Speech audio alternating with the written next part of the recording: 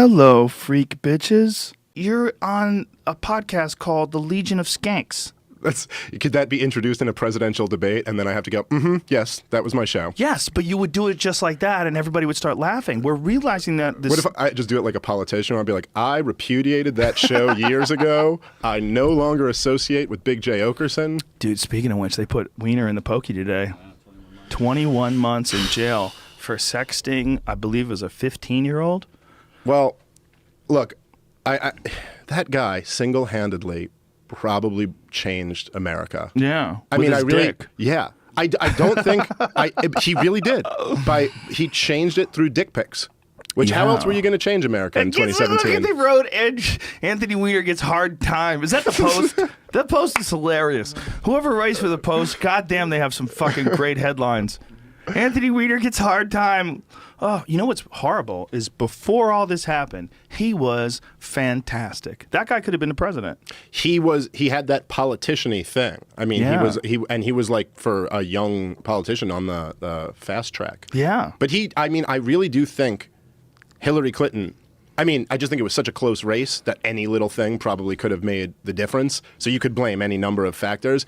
But, the FBI coming out and reopening an investigation on you, like, less than 2 weeks before an election, that's pretty tough to get over politically. Like, in any normal year, any candidate would be buried by that. After all that, lock her up. There's no way you can survive that. The FBI's looking into it. All the people that don't want to look into it any further than the surface, they immediately go, oh, we fucking got it. It's over. And I think there's also just, in terms of the politics and the way people work, there was something about Anthony Weiner where, it made the American public think about him again. Yeah. And Trump was bringing the women who are accusing Bill Clinton of rape to the debates. And I think the average person just kind of went like, wait a minute, so your husband is a sexual predator and your best friend, her husband is also a sexual predator? Like, who the fuck are these people? Like, just after a while, I was like, who the fuck are you?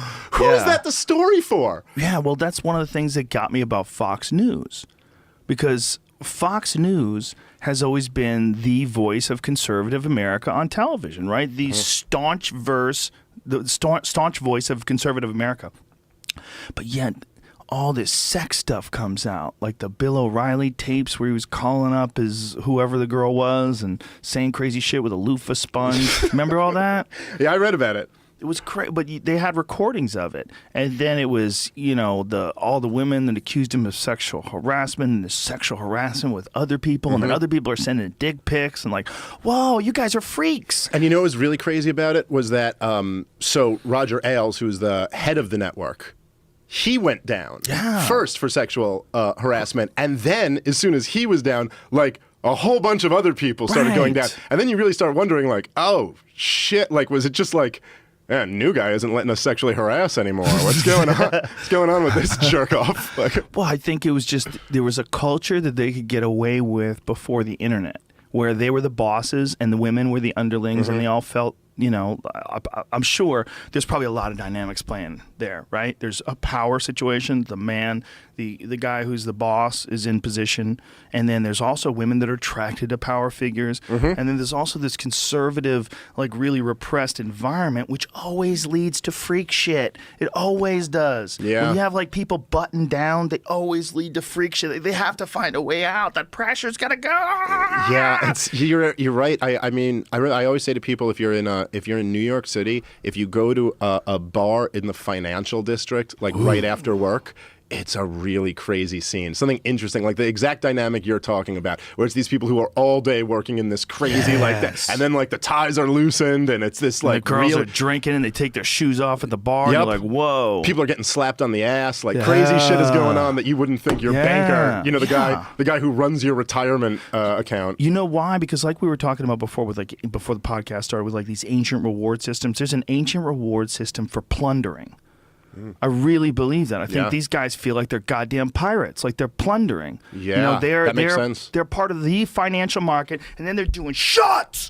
We're gonna fucking take them down. We're gonna fucking take them down. And they grab each other. We're gonna fucking take them down. We're gonna fucking take them down. And if you think about, the acquisition of property of goods or anything like that throughout human history. I mean, the idea of like a theory of just acquisition of property is like pretty relatively new. And the way everything was acquired for all of human history was through conquest, just through, you take other people's shit. And you got to think that like a hostile takeover must feel incredibly like sacking a city.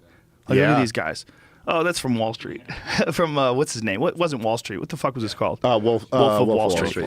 Yeah, that was a great scene. But people that scene resonated with people. I'm not fucking going! I'm not fucking going! And everybody's like, yes! It's like being above the system, kind of. It is, but this is tapping in just same way football taps in. It's tapping into this ancient reward system for plundering. Yeah. When men get together and they fuck up other men and take all their shit, and then we kick ass.